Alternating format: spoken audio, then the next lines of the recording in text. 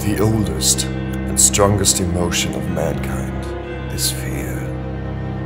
And the oldest and strongest kind of fear is fear of the unknown.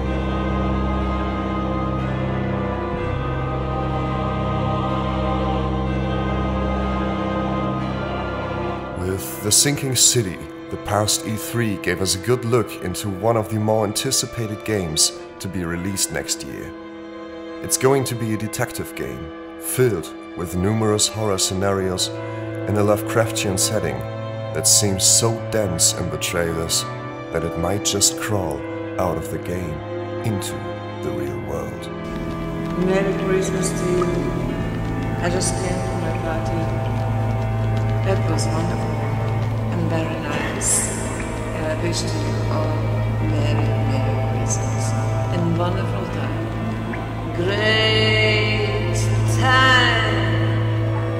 Great time.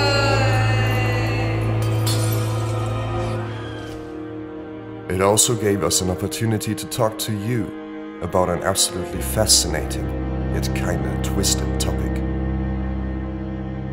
Horror games such as Until Dawn, Outlast and Layers of Fear keep reaching more and more gamers. They improved their style and agenda over the years, frightening us in ways we didn't think possible, even for horror game veterans. But why is that? And why do we keep going back to these kind of games, even though we should instinctively turn away from them? And what has The Sinking City to do with all of this?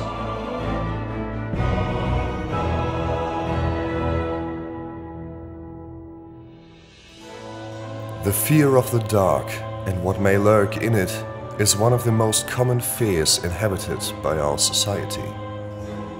It comes from a disability to actually grasp the concept of darkness or the non-existence in itself, as we can only really tell that something exists if we are able to physically sense it, for example like Schrödinger's cat. We fear the darkness because we can't know what's in it. Horror games often take advantage of this lack of knowledge way more than movies could ever do, by throwing the gamer into the position to decide between mostly blurred or dark options, knowing that probably both would end in disaster. This lack of knowledge and the fear that follows is the reason we keep playing and stay further to explore. It raises an urge to go on looking for answers in order to overcome our ignorance and gain enlightenment upon the power of wisdom. The Sinking City will take this facet a bit farther. You're thrown into a murky, sinister world without any information or directions leading you. You know you're a detective, but apart from finding out what happened to your surroundings, you have no clue on where to go or what to look out for.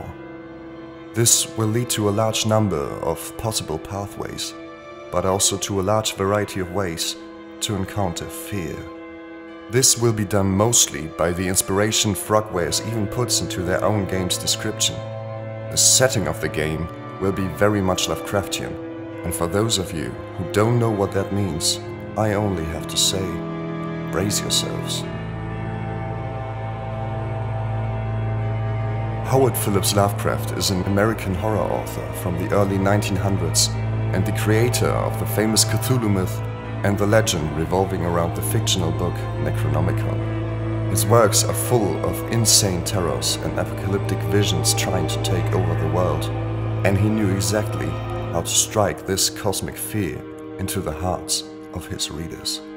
Though many movies and games have tried to capture the utter madness behind his ideas by simply exaggerating the normal, none have managed to create a setting that would fit the depressing and horrifying despair he succeeded to convey so perfectly. Yet, The Sinking City could possibly change that.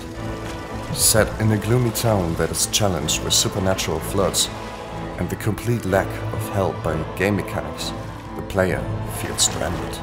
Things one cannot imagine might lurk in the shadows, just outside our vision. Bug-like creatures, or octopus-faced monstrosities, physically estranged through the deranged ideas of Lovecraft. Without any aid or directions, the game will send you shivers down your spine and leave you crumbling under the conflict between the urge to quit playing and the intriguing attraction it conveys on you.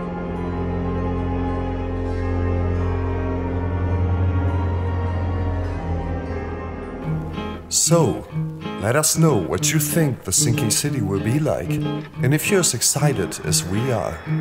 This is Oni from GCTV. See you in our next video.